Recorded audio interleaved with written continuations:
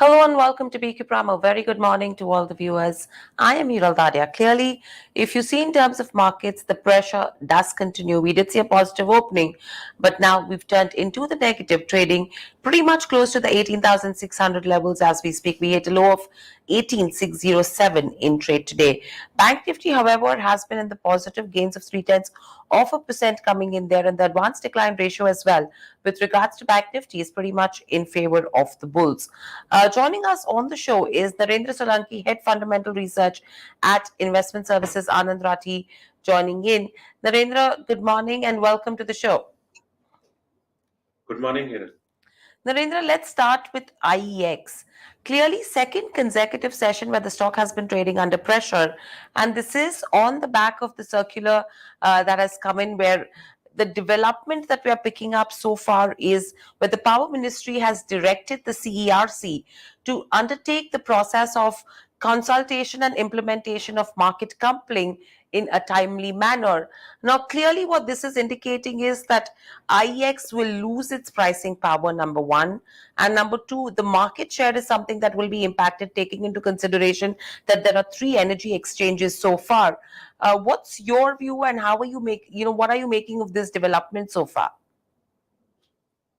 Definitely, on the face of it, this circular is negative for the company because if you see the real concept behind the mechanism, so this mechanism, if you want to study it, then it is implemented in European markets. So there, if you see the overall, it is called price coupling of regions. So the basic aim is to have an algorithm of price discovery in such a way that all the regions get equitable access. Firstly, second, the pricing should be reasonable, and third would be the transparency. So what happens is that what IEX is doing, so this role would be bifurcated into two or three different steps. So one would be market coupling operators, then there would be transmission system operators, and then security corporations.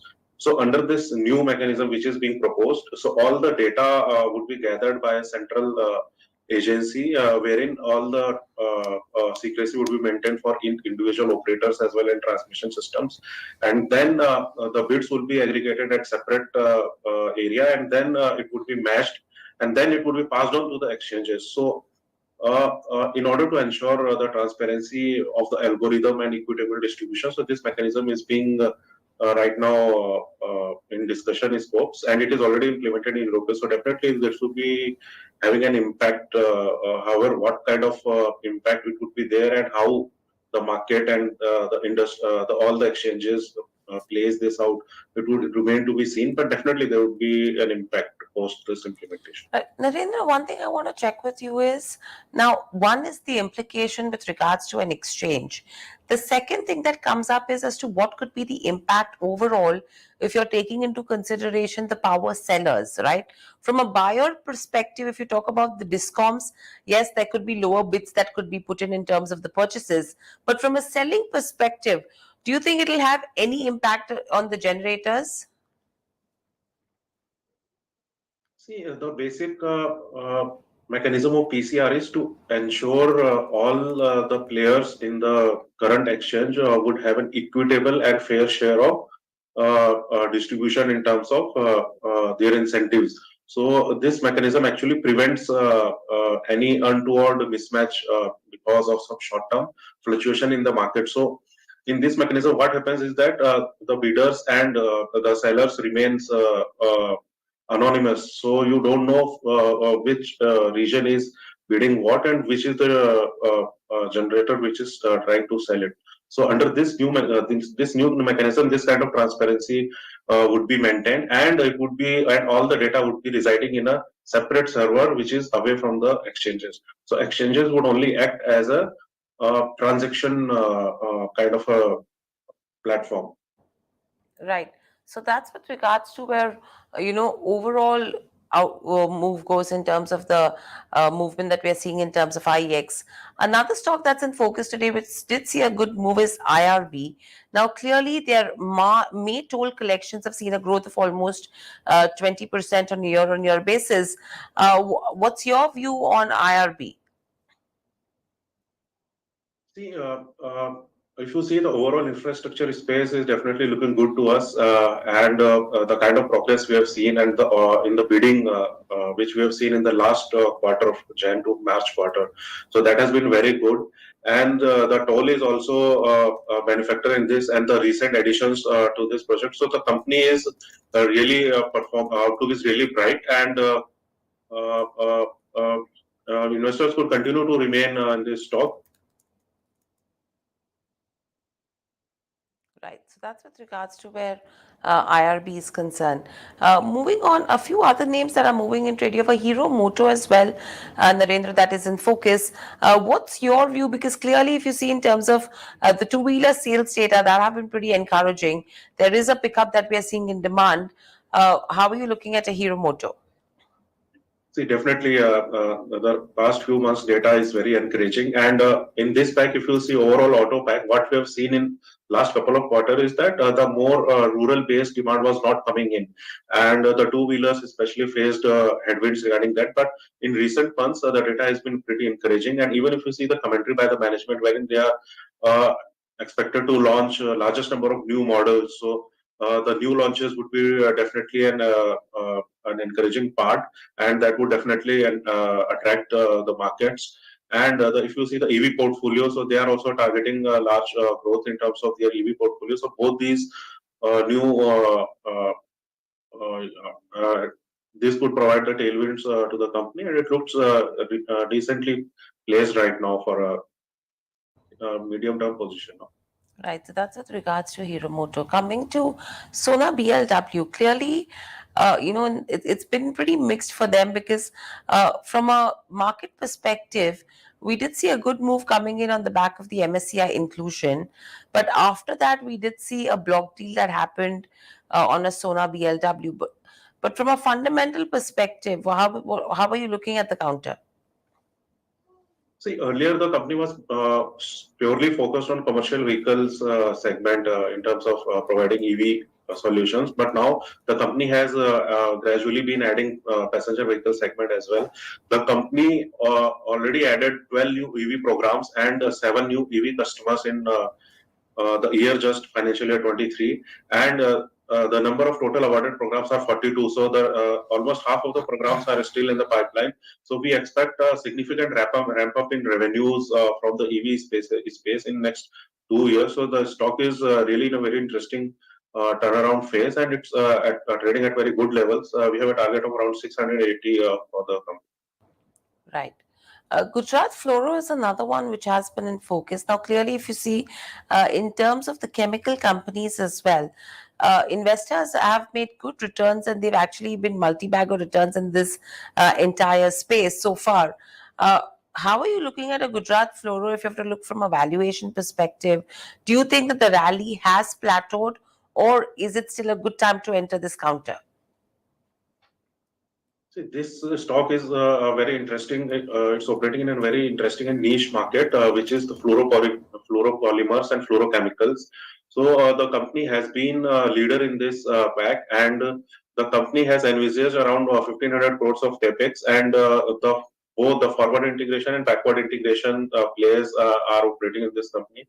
And in terms of backward integration, the company is the lowest cost producer, and in terms of forward integration, the company is going to foray into battery chemicals business. So both this provides a good long-term growth for the company, and the kind of niche this company is operating is very difficult for other players to enter into it, because there are a lot of entry barriers in terms of capacity additions, as well as in terms of complexity to produce these kind of specialty polymers. So we continue to see a long runway for the growth of the company, and we have a target of around 4,000 rupees for this stock.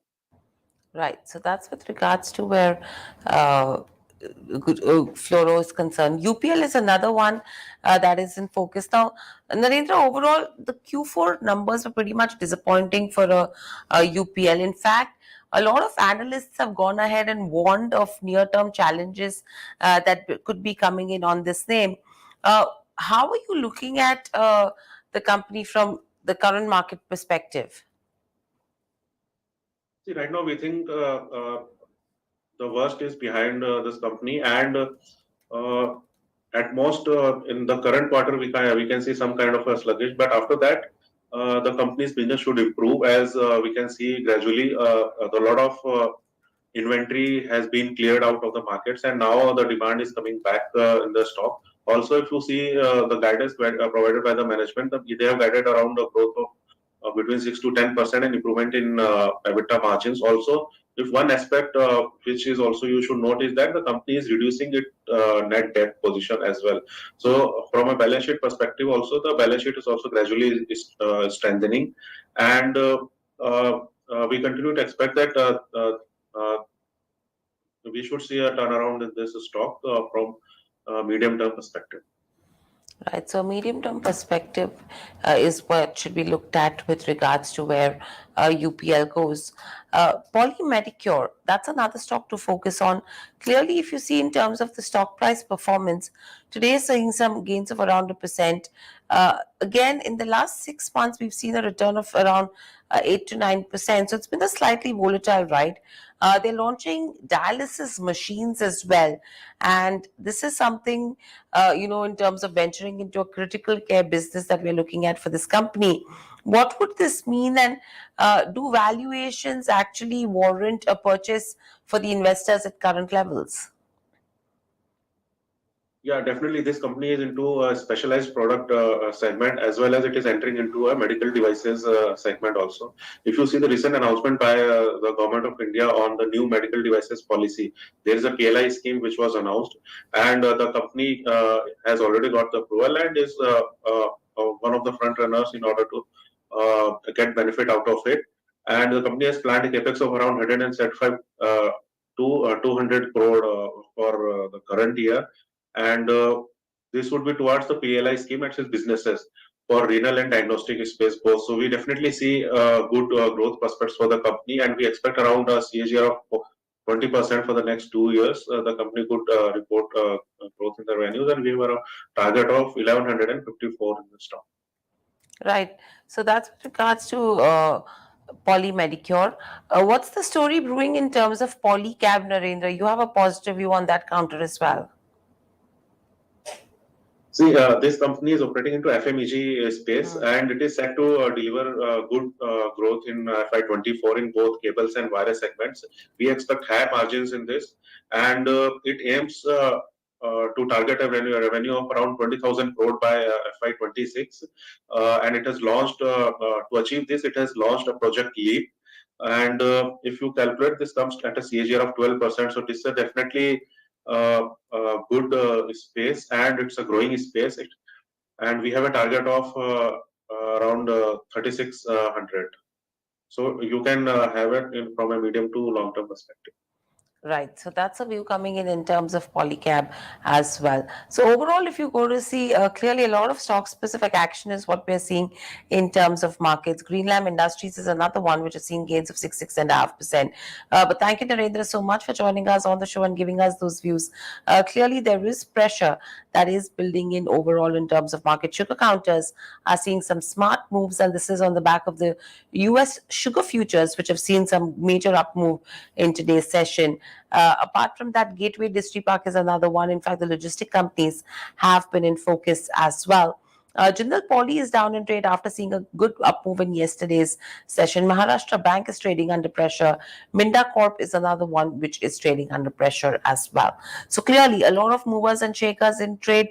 We will be speaking to the managements of a lot of companies like Dollar Industries next is lined up to help us understand as to how is the demand and supply panning out in the innerwear industry, and with that, how is competition from new players from the e-commerce place impacting them.